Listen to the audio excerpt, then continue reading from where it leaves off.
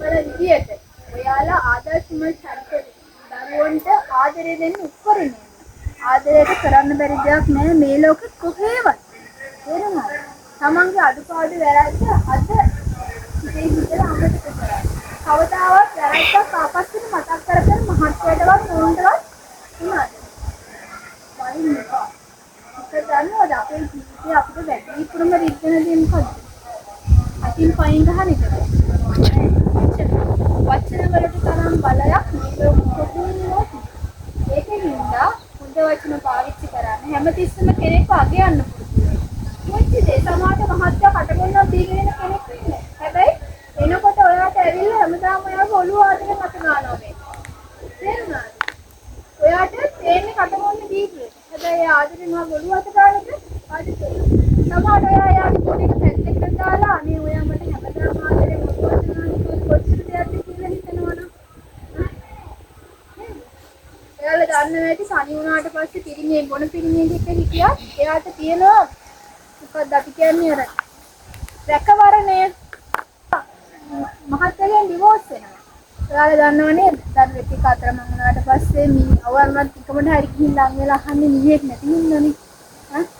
නම් චුට්ටක් අපි චාල්ඩ් ගෑනවාද කතා කරනවාද ක්ලෝස් වෙන නේද? හැබැයි මිනිහා බීලා හරි පැත්ත කරලා ඉන්නවනම් මොකද්ද? රැකවරණයක් තියෙනවනේ. නේද? මුන්ති දේවල් සත්‍ය ගන්න මේ ඉගෙන ගන්න. අනිවාර්යෙන්ම දරුවෙකුට මං කියුවේ අවුරුදු දෙකකින් තිබුණේ බල සීමන ප්‍රතිමානයක් කරලා අපි හැමෝම ගිහින් සාධු කියලා වැදලා බලලෝනේ කවුද? ඒ මෙන්නවා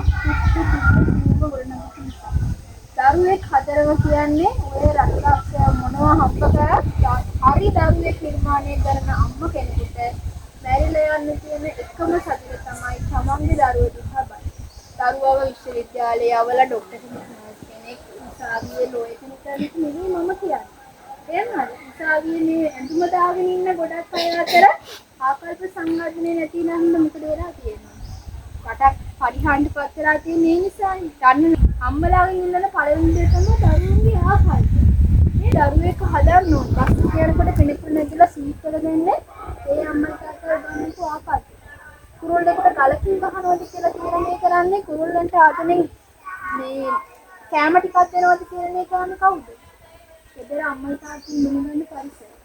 ඒක හින්දා පොල් සම්බෝලයේ පටු ඔයාගේ දරුවට ඔයා දුන්නා. හැබැයි ඔයාට ආකල්ප ටික හදන්න අවශ්‍ය කරන්නේ ඔයාගේ දැනුම විතරයි. තේරුණාද? ඔයාගේ දැනුමයි ඔයාගේ සිතුම් පැතුම් විතරයි. අපිට ළමයින්ට ලොකුට රයිස් අරන් සොට්ටු අරන් දෙන්න බැරි වෙයි. තේරුණාද? ලොකුවට පොත්පත් දීලා කොයි ඩෙස්ක් අරන් දීලා අඳුන් ගන්න බැරි වෙයි. හැබැයි ඔයාට ඉන්න පුළුවන් ලොකුම දේ දරුවට ආකල්ප මේ සංවර්ධනයේ ප්‍රධාන තැන දෙමව්පියෝ දෙන්නේ. ඒක හින්දා තමන්ට නෑ කියලා කවදාවත් වැටෙන්න එපා. තේරුණාද? ශක්තිමත් දරුවෙක් හදන්න එකම තැන තමයි ඔයාලගේ හස්තය. ඒක හින්දා අපි කවන්න පොවනවට වඩා දරුවන්ට දැන් දෙන්න ඕනේ ආකල්පනේ සමග.